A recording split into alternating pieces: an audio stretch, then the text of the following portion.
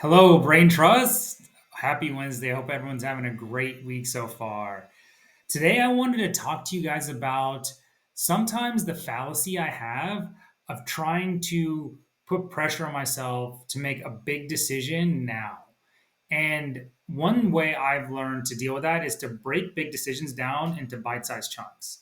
And this kind of ties back to that concept we all hear growing up, right? The first step is the hardest, but I think it's the most important.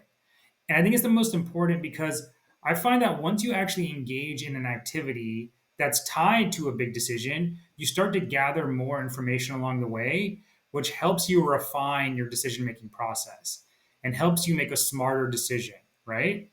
I think it's natural human tendency to want to eliminate uncertainty, right? And that comes back down to like being chased by saber-tooth tigers and you don't want anything to be lurking behind the corner. So you want to like be able to control everything around you. But in this day and age, where we have so much better access to information and we can constantly adjust and iterate things on the fly, I think it's our best bet to get going in a process and just start to gather information and input and refine our hypothesis along the way. I don't want to get like too nerdy on you, but it's called a Bayesian approach, right? It's when you refine a new hypothesis, a hypothesis with new data that becomes available, right?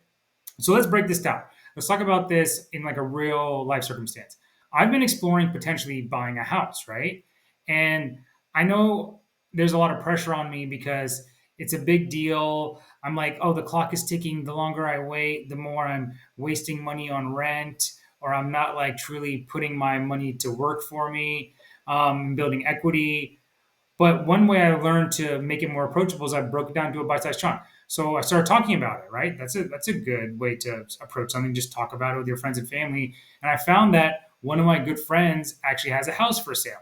And I went and I looked at that house and I started to understand its dynamics, right? Like how much was the mortgage for that type of property? How much could I get if I rented it out? Could it cover the mortgage? And I learned so much, right? I learned about how much the property was cash flowing. I had to factor in property taxes. I had to factor in the HOA and not just like the mortgage expense, right? So I found out with that one that it would just about break even. And that made me realize maybe a house isn't the way to go, but maybe you go with like a townhome that's not in a community, so you don't have to pay an HOA. But that's like a small example of I was putting all this pressure on myself and it started to kind of bring down my energy because I beat myself up, but I broke it into a bite sized chunk because I took the first step and I just talked about it, I communicated it and I started to get ideas and refine my approach along the way. So that's my advice is don't feel like you have to make big decisions immediately, but definitely try to get started.